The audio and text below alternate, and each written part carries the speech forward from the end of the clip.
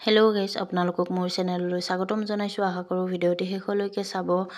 আৰু আজি মই পানীলাওৰ লগত মাছৰ মাথা বনাম। আৰু এয়া মই ধুনীয়াকৈ পিঁয়াজ জলকীয়া দি এইখিনি ধুনীয়াকৈ মই ৰঙচুৱাকৈ ভাজি লৈছোঁ। আৰু ইয়াতে মই আদা ৰহুন জলকীয়া পেষ্টটো দি লৈছোঁ। আৰু এইখিনি দি ধুনীয়াকৈ মই ভাজি ল'ম।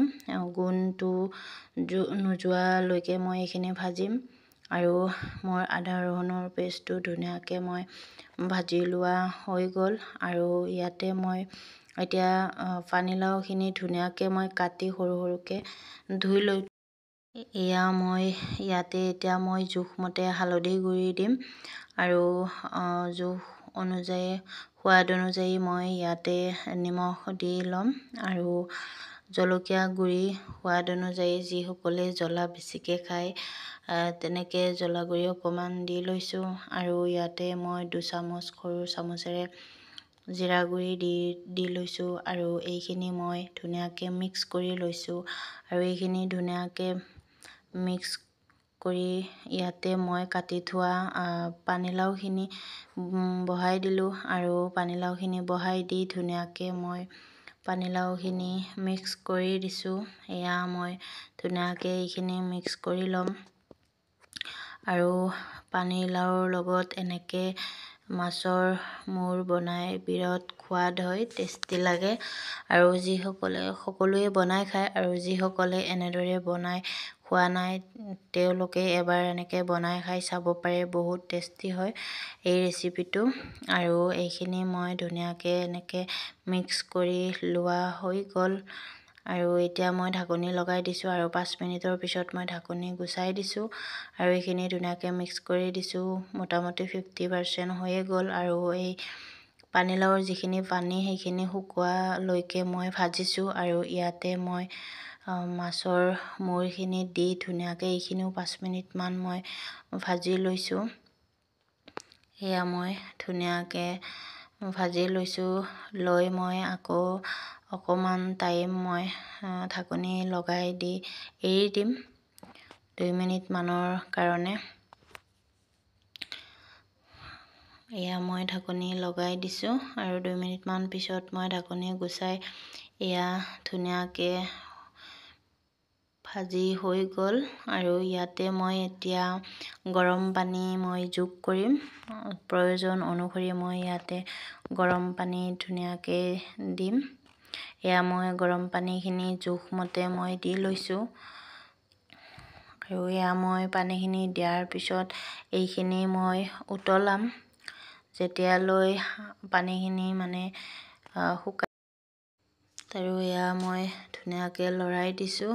আৰু যেতিয়ালৈকে এইখিনি গ্ৰেভিৰ দৰে ৰাখিম তেতিয়ালৈকে মই উতলাম। আৰু এয়া ধুনীয়াকৈ আৰু মাছৰ মূৰখিনি মই ভাঙি দিয়া নাই, এনেকৈ মানে গোটা গোটাই দিছোঁ। আৰু এইখিনি মই এনেকৈ এতিয়া 5 মিনিটমানৰ কাৰণে উতলাম। এয়া মই ঢাকনি লগাই দিছোঁ 5 মিনিটৰ কাৰণে। এয়া ঢাকনি লগাই দি মই আকৌ 5 মিনিটৰ পিছত ঢাকনিখন খুলি এয়া মোটামুটি হৈয়ে গ'ল। আৰু এই ৰেচিপিটো বহুত টেষ্টি ৰেচিপি হয়, খাবলৈ বিৰাট সোৱাদ লগা। আৰু এইখিনি মোটামুটি 5 মিনিটমান থাকিলে হৈয়ে যাব। আৰু এনেকৈ সকলোৱে এবাৰ বনাই খাই চাব, বহুত টেষ্টি হয় এই চব্জিখন। মানে লোকেল ৰৌ মাছৰ মাথা হয়। আৰু এনেকৈ বনাই খাই বহুত সোৱাদ লাগে। প্ৰায়ে মই এনেকৈ বনাই থাকোঁ, বহুত টেষ্টি হয়। আৰু এইখিনি মই 5 মিনিটমান ৰাখি দিম, মানে যেতিয়ালৈকে অকণমান গ্ৰেভি টাইপৰ দৰে হয় তেতিয়া মই এইখিনি নমাই দিম। আৰু মই ইয়াতে 2টা কেঁচা জলকীয়া মই ধুনীয়াকৈ কাটি দিছোঁ, বহুত ভাল পাওঁ। আৰু এইখিনি ধুনীয়াকৈ উতলাব দিছোঁ। আৰু মই এটা উতল খালে মোৰ হৈয়ে যাব। আৰু এইখিনি ধুনীয়াকৈ উতলি আছে, মোটামুটি শুকান টাইপ হৈছে। আৰু এই চব্জিখন বেছি মানে পনীয়া হ'লে ভাল নালাগে, অকণমান গ্ৰেভি টাইপৰ নিচিনা হ'লে ভাল লাগে। আৰু এই চব্জিখন বৰ্তমান হ'লে আৰু মোটামুটি এয়া মানে দেখিবলৈতো বহুত ধুনীয়া হৈছে আৰু খাবলৈও বহুত টেষ্টি হৈছে। সঁচাকৈ চব্জিখন বহুত টেষ্টি হৈছে, মানে কালাৰটো দেখিয়ে গম পাইছে আপোনালোকে।